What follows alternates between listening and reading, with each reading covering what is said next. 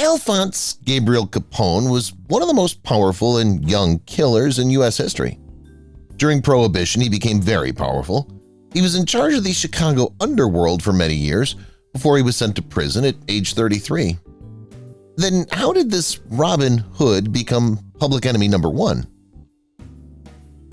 Child immigrant families. Al Capone was born to Italian immigrants, and his home was said to be a real mess. Capone grew up in a small room with his parents and 7 other brothers. This made it hard for each child to get special care. This might explain why Capone did bad things at school to get attention. There was power in numbers, and Capone's family lived with a lot of other immigrant families. Not all of Capone's friends were outsiders. He had a few foreign friends who all lived together in Brooklyn. The Catholic school where most of them went showed that Capone had major problems with the people in charge. Law and loved baseball. Capone was kicked out of his very strict Catholic school when he hit a teacher in the face when he was 14. He didn't seem to care because he dropped out of school right away and started doing different things, working odd jobs to pay the bills. Capone could do a lot of different jobs, from running bowling alleys to working in candy shops. For a while, he even played baseball on a semi-professional level, and he kept playing the game occasionally for the rest of his life. Capone stayed out of trouble for the rest of his teens until he met the man who changed his life in a big way. Bad role models. John Torrio would become a man Capone looked up to and felt like a father to him. Torrio has all the traits of a man who is sure of himself, but he's also a well-known thief. Capone learned everything he needed to know to follow in his path. He also showed Capone what it was like to have real money and the power that came with it. Capone was stronger than everyone else, so he joined his first small-time gangs right away. These included the Bowery Boys and the Junior 40 Thieves. Capone joined the Brooklyn Rippers quickly and soon went up to the 5 Points Gang. This was because he was brazen, wanted power, and loved making money. Capone decided to be in a gang because it offered him money, women, and power. Scarface was born.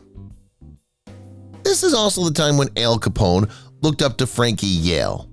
Yale hired Capone to be the guard at the Harvard Inn because he was mean and had a short fuse. Too bad Capone also spoke too much and didn't know when to be quiet. He had a scar on his face and was called that name for the rest of his life because of his big mouth.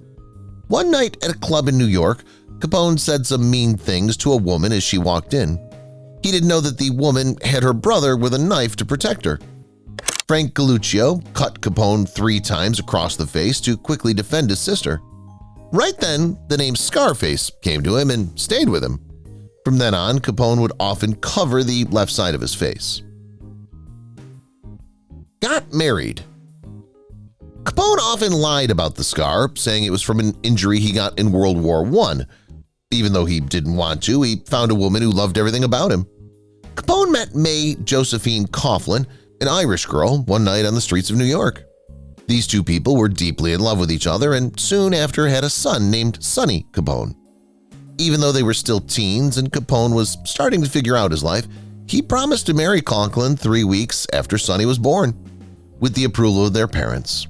May thought Capone was a good dad and worked hard to make sure his kids had a great life. She had no idea that her husband was cheating on her all the time while he was away on business trips. Chicago's nightlife killed him. Capone did everything he could to keep work and home life separate. Even though he was a gangster who liked women, he was surprisingly loving with his wife and son.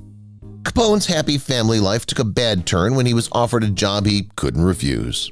But he wanted to be the best, most powerful, and richest man the gang world had ever seen. In the end, he was worth $100 million, which is about $1.5 billion today.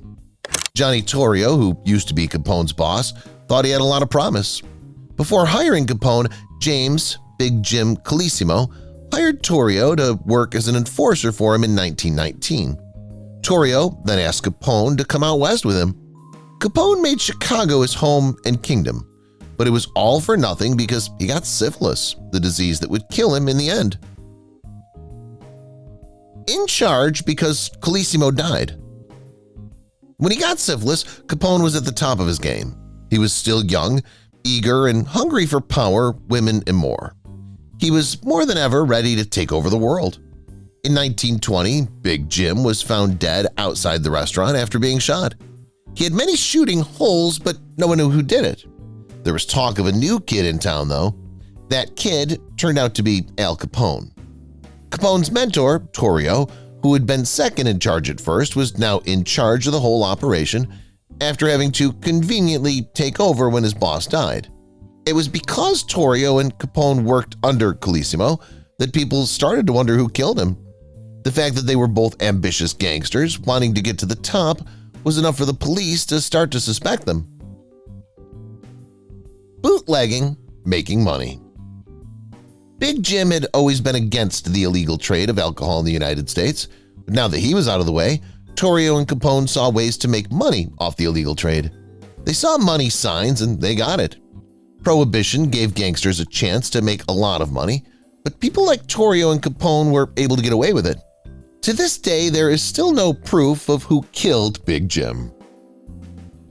Gangs walking targets. The biggest gang in Chicago was now led by Johnny Torrio, and Capone worked under him as his sidekick. Their original plan was to be nice to their rival gangs and run their business in a way that helped everyone. But when big money's involved, there's bound to be bloodshed over who gets it. One of their biggest rivals was Dean O'Banion and his North Side gang. Things got out of hand when Torrio and Capone, too. Giving over kings. Only 12 days after the attack that was meant to kill Capone, Torrio was shot several times on his way home from shopping. The ordeal left him clinging to life and very upset.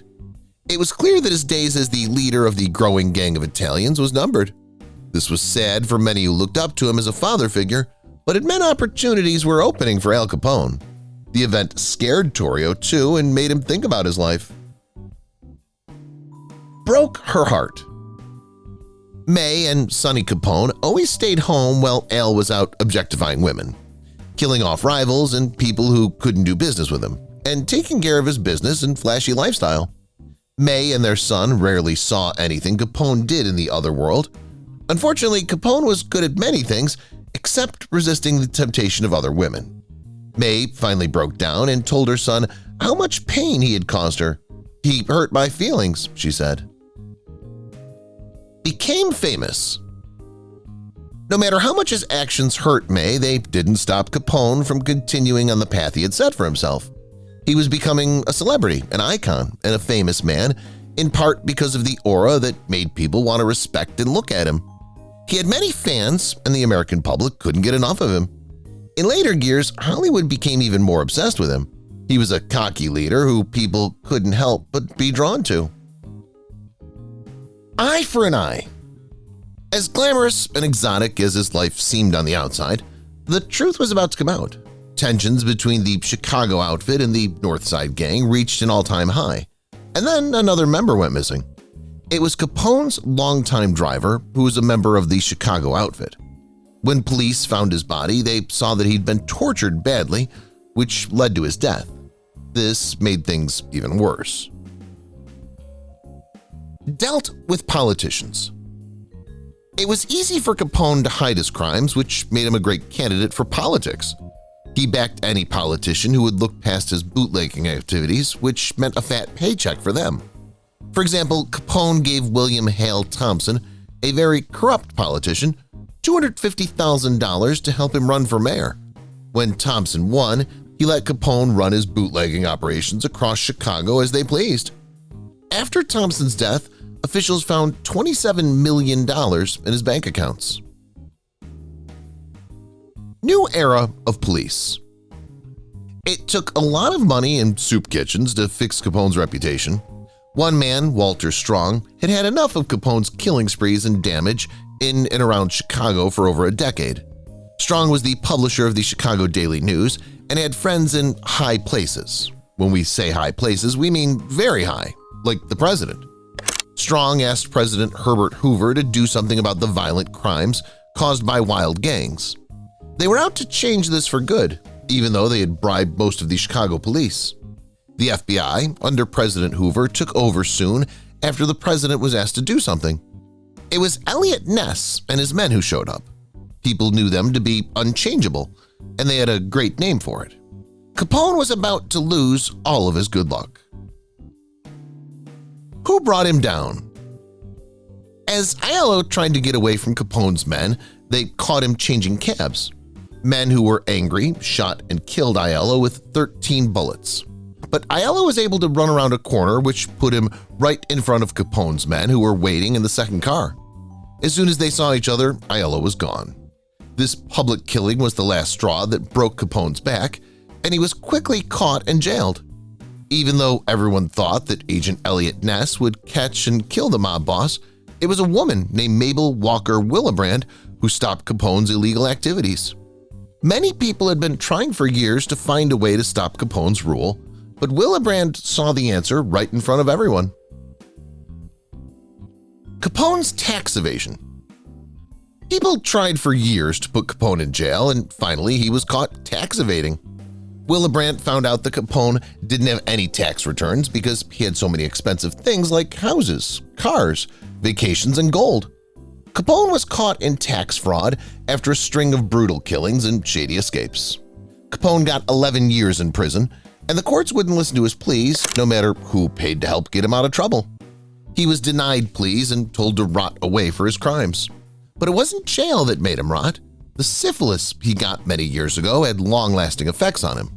Capone's bad habits and years of ignoring his health finally caught up with him, and other prisoners and guards saw him quickly get worse. Health, dangerous thing to him. Capone wasn't as strong every day in jail. Once he was in jail, he got worse at an alarmingly fast rate, and he couldn't protect himself against enemies. Other prisoners were let down because they'd heard so many good things about Scarface Capone, the leader and boss. People in jail who still respected the man were his security, but they couldn't go with him when he was told to move to a different prison. Capone was sent to Alcatraz after only a few years, where he faced a whole new set of nightmarish situations. Without his helpers and security, Capone was open to attack.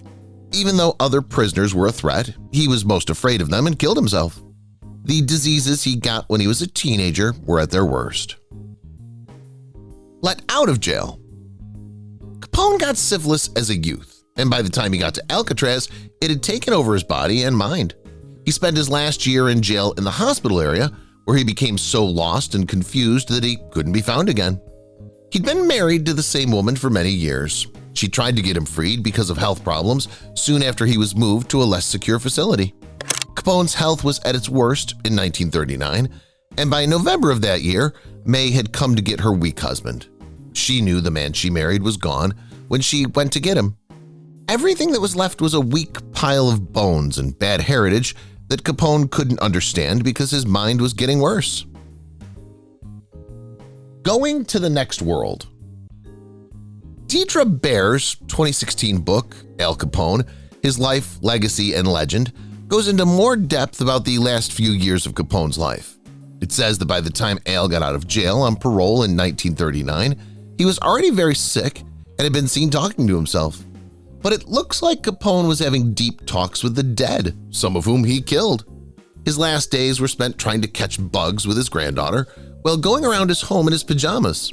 This was very different from his lavish life as a mobster. Baer told the New York Post, "It was, in many ways, an ideal middle-class Italian-American home where family came first." Scarface Capone died. In 1946, doctors said that Capone's mental state was like that of a 12-year-old. People who knew the man before couldn't believe what they saw. He looked like a dead body because his brain had died. During his last years, he spent time with his wife, grandkids, and brother. While the syphilis ate away at what was left of his brain, they spent the rest of his days on Palm Island, Florida. Capone had a heart attack on January 25, 1947, after having a stroke the day before. Most people thought he would die in a huge final fight or a revengeful bombing, which would have been epic end to the lavish life he lived. People who cared about him were with him when he died. Capone died, but his family still had to deal with worry because of his image. Sued a network. By 1959, there was a two-part TV show about Al Capone's life. It hurt his family and the people he left behind a lot. All of their private lives were put at risk by the show, and things they were trying to avoid came up again. Sonny Capone said that he had to move his kids to a different school because other kids were making fun of them on the show so much that they couldn't do their normal school activities. Because the show made them feel bad about themselves and violated their rights, May Capone, Sonny Capone, and Capone's sister Mafalda all sued the network for $6 million to make up for the mental harm they suffered. It got to the Supreme Court, but the judges wouldn't give the family any money. Legacy lives on. Capone's bad name hurt so many people that the judge didn't feel sorry for anyone connected to him. Those of Capone's brothers who were still alive and had his last name, like James Vincenzo Capone, had their names legally changed. It turned out that Capone's biggest betrayal came from within the organization, which was very sad. Ralph Sheldon was a friend of Capone's, but Capone's Chicago spies found him and shot him in front of the West Side Hotel. He amazingly lived, but the event sent shockwaves through Chicago and showed the world how strong Capone was. It also showed that even though he's dead, his reputation lives on, as does the harm done to his respected and feared name. Capone is still thought of as one of the best thieves ever.